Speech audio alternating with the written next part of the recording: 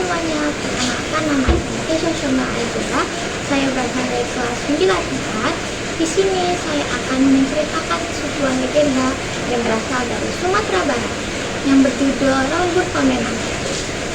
Rambut Pamenan adalah seorang laki-laki yang menyelamatkan ibunya dari raja yang jahat dan kejam.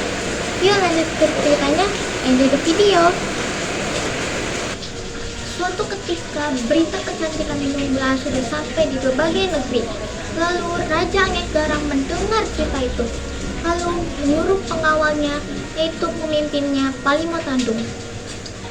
Palimo Tandung, bawalah Lindung Bulan ke istana ini. Jika kamu menolaknya, bawa saja dia, culik dia. Siap Tuan, perintah dilaksanakan.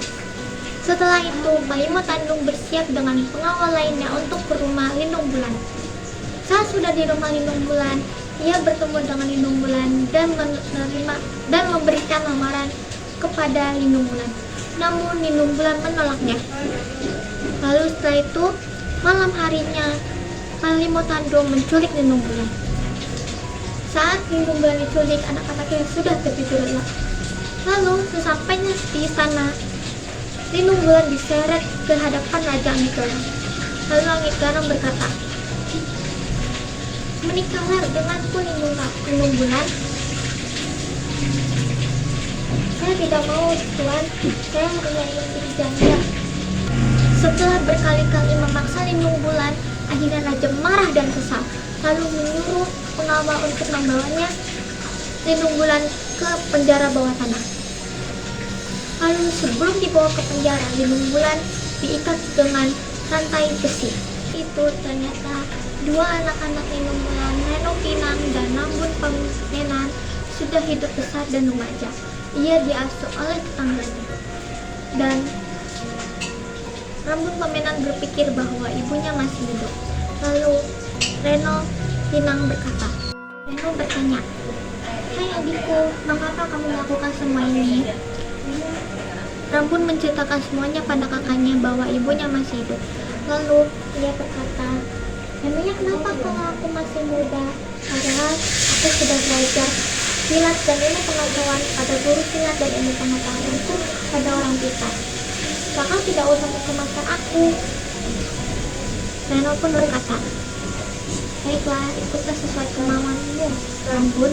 Setelah mempersiapkan semuanya, akhirnya Rambut Pamenan bersiap untuk pergi ke negeri tulisan cermin.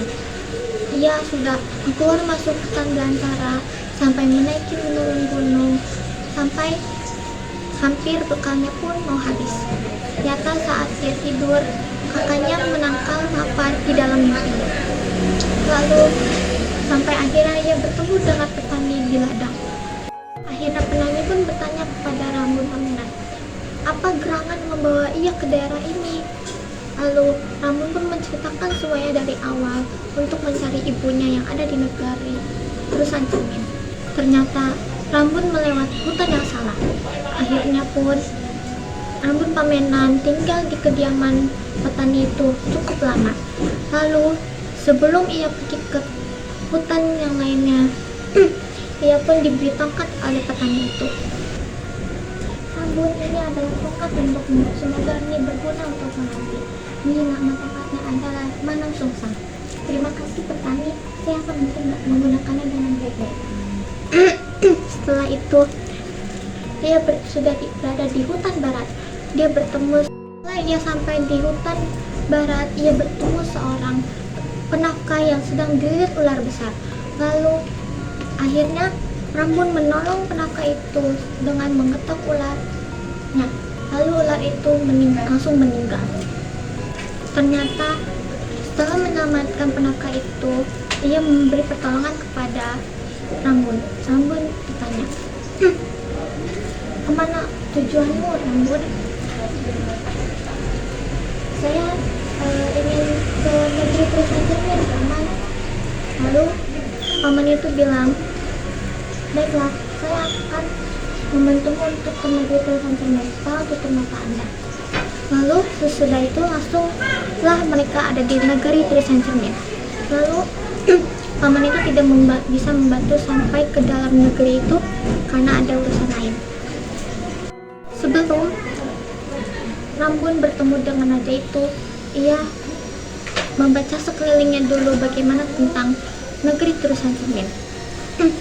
Akhirnya setelah berminggu-minggu ia belajar tentang negeri Terusan Cermin, akhirnya ia ke istananya lalu bertemu dengan pengawalnya.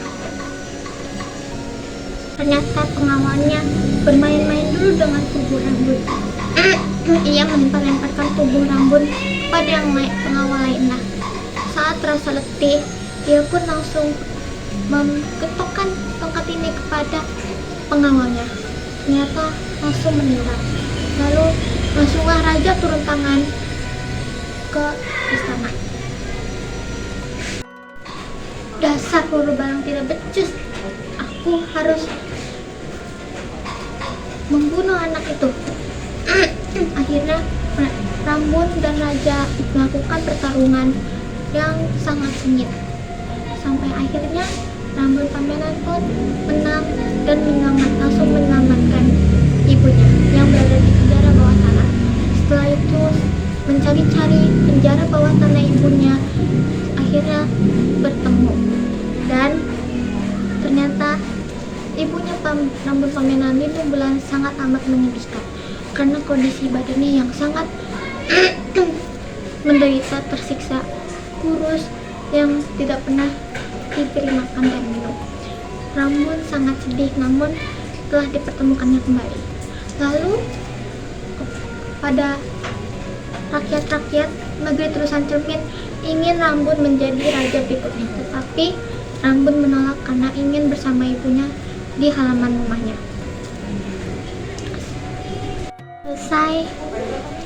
Selesai cerita Rambun Pamenan ini.